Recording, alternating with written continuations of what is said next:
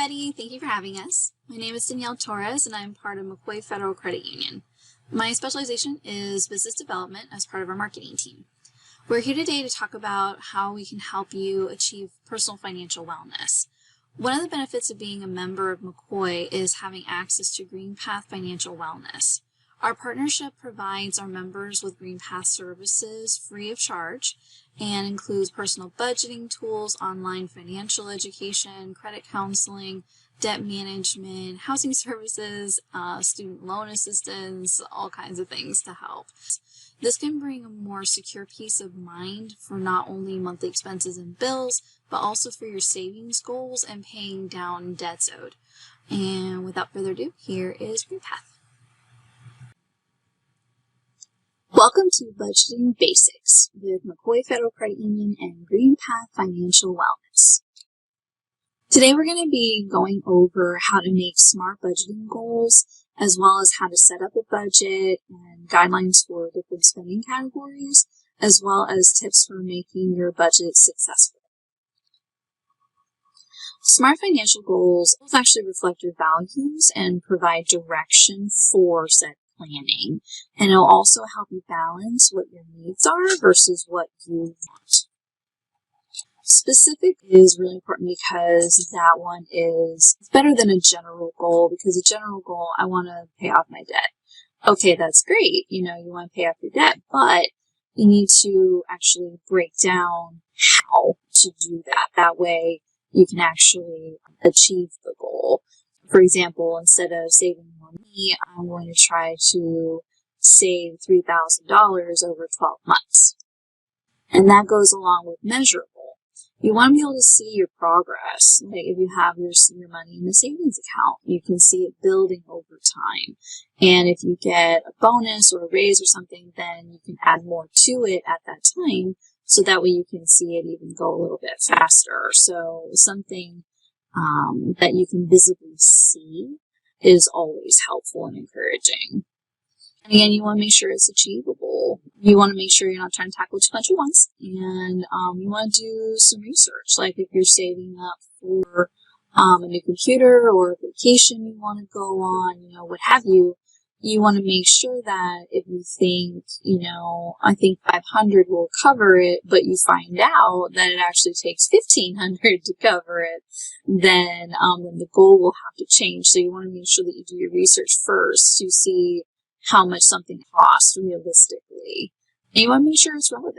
That is something that, whatever, you don't want to go like that. You want to make sure that it's something that is important to you, because if it's important to you, then you'll work on it and change and develop habits so that way you can achieve it. Without a time frame, it's really easy to let your goals just stay a goal. Time puts a little bit of pressure, so when temptation happens, you remember, wait, no, I have 3 months left to get the vacation paid for. I need to not buy that right now. I need to put that towards the savings account. And once I get my savings done, then I can go back and get those things. And like I said, paying off debt is a general goal, but we have it broken down here where you can turn paying off debt into smart goals. Credit card debt is what's really important to you, and that's what you really want to get off your books. A certain balance you want to get to. Achievable is how much you're going to put a month towards the credit card, so that way you can pay it down. Relevant again is because paying off your debt is important, and that reducing the debt will help reduce your stress. Your time is to pay off the credit card within 3 years. That way it's more realistic and you're not trying to do too much at once where you're trying to pay it all off in a month. Emergency fund. You should have at least 3 to 6 months worth of expenses saved in order to cover for financial surprises that happens to everybody. You want to put money in a savings account for emergencies, so that's specific. And the measurable is how much you need to put in there. This example is $10,000. And I know this sounds like a really big number, but it is attainable. And many people have established, that much in their savings. Having an emergency fund will prevent you from having to fall back into debt if something unexpected happens. You'll reach your goal in 3 years if you put $280 a month towards your emergency fund. So see, instead of seeing the 10,000 as a big number, but if you put $280 away for a Senate for the 3-year time frame, then it's like, okay, I can do that. That I can handle. And then also it'll show you how much you'd be able to save per year as well. So that's also a longer term, but it will show you your growth over time. And not all the items will be in your budget monthly. We want to be able to spoil our kids. We want to be able to have fun at Christmas and go on vacations. And you can do all that, without breaking the bank, if you plan for it. So, like, say for Christmas, that the specific importance for this year is to save money for Christmas gifts. And you want to do that every month instead of throwing it all together in the last couple months. And the measurable is that you set aside $400 for a holiday fund. Your financial institution may offer a holiday account or a short-term savings account where you can save your funds. Credit unions actually have sub-accounts that, like sub-savings accounts especially, that you can name whatever you want. And that way you have your goal actually labeled. For the COI, it's not locked up, so you can actually access it whenever you want to.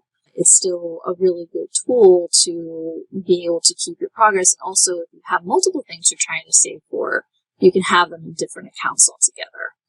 And it's relevant because you're saving a little bit each month, so that way you don't have to worry about overspending. You want to make sure that you have your budget already for each person. And that, so for the $400 for the measurable. And that you won't have to worry about, going into debt for the holiday season. And time bound, that you have a certain amount of months before the holidays, and you calculate how much you need to save per month to get to that $400 goal. All right. This is the budgeting worksheet that has been provided. What this is step-by-step on how to actually see how much your income is versus your monthly expenses. And step 1 is to calculate your income. We have a calculator here that if you have a weekly pay schedule, that you want to multiply your weekly income by 52 for 52 weeks, and then divide that by 12. And bi-weekly, every 2 weeks, multiply your bi-weekly pay by 26 for 26 paychecks, and then divide that by 12 so you know how much it is per month. And if it's an inconsistent pay schedule, then you take the total income that you get a month and divide it by 12 for your average. So the example we have is monthly income of $1,500, just simple numbers for calculating purposes. Step 2 is calculate your expenses. Each month has something different. Like we already discussed, Christmas, usually has more money spent, but some things are consistent, like rent or mortgage, internet, cell phone, those things are normally consistent. So those help with the monthly expenses. So you want to, this budget worksheet is very specific, so that way it helps us think about, oh, I didn't even think about this one. Renter's insurance or homeowner's insurance, for me, that's an annual amount that actually is a part of my mortgage, so I would leave that empty. But if you want to, you can actually take that amount out, like actually have your rent and mortgage separated from your insurance, so that way when you go insurance shopping every year, you can see, oh wow, this is how much I was spending a month on this, so that way it'll help you with future budgeting. And then of course groceries, meals out, meal subscriptions like HelloFresh, things like that. And then gas, if you take a bus anywhere, car maintenance, any car payments, prescription, childcare, school costs. It has an entire list of things here to fill in. And then again, these are numbers are an example only, not a reflection on actual income or monthly expenses. But according to the example, the total monthly expenses is $1,200. So your income is $15, the expenses is $1,200, so you have $300 extra a month to go towards whatever savings goal you have decided on, either for paying off debt or putting in savings, what have you. It also shows you if your leftover money is in the negative or it's very low, that your monthly expenses need to be looked at. These percentages here are what financial experts have determined is a healthy financial portfolio. The housing is 35% of what your expenses are. And this includes anything related to the house, like mortgage, rent, any repairs, taxes, utilities, and insurance. So everything together. So 35% of what you spend monthly is most likely going towards housing. And then living expenses is 25%. And this is food, entertainment, clothing, childcare, anything that that is necessary for your daily life, but it does not include transportation. That's a separate percentage. Okay, so transportation is 15%, and this includes public transit, parking fees. One thing that isn't listed here is tolls. If you have an e-pass, that would go under that. And like anything that you need to use to get where you need to go every day. And then debt, debt is only supposed to be 15% of what you pay monthly. This is student loans, credit cards, and personal loans, but this does not include your mortgage and your auto loan, because those will obviously be more expensive, and the mortgage will be included in your housing expenses in the 35%, and your auto loan will be included in your transportation percentage. And then your savings account, you want to pay yourself. You want to pay yourself first. So 10% of your income should be going into that savings account for vacation or your emergency fund, whatever you need, especially the emergency fund, so that way if anything unexpected comes up, that you have the funds to rely on, so you don't have to go for the credit card. Now in your budget, you've written down your goals, and then these are practical application ways to actually guide you through your financial journey. Tip 1, be flexible. At some point, you're likely to overspend, but try to compensate by spending less on something else. For example, if you go over on your grocery budget, then just reduce the amount that you spend on eating out for the month. So it balances. Tip 2, direct deposit. If your employer allows, setting aside a predetermined amount each month can help you grow your savings. So say you have a percentage going into your checking account and a percentage going into your savings, if they actually do split deposit. Tip 3 is to try to avoid impulse buying. Impulse purchases actually add up fast and prevent you from saving monthly. So you want to step back and think about, oh, that looks really good right now, but okay, what was the grocery budget though? Okay, I really, really, really want that brand new ice cream that just came out, but I would have to put back these other things that I really need for lunches or dinner or what have you in order to buy that. So you want to be able to step back and look at the priorities again. And tip 4, include your family. In order to make the budget work, all family members need to be included.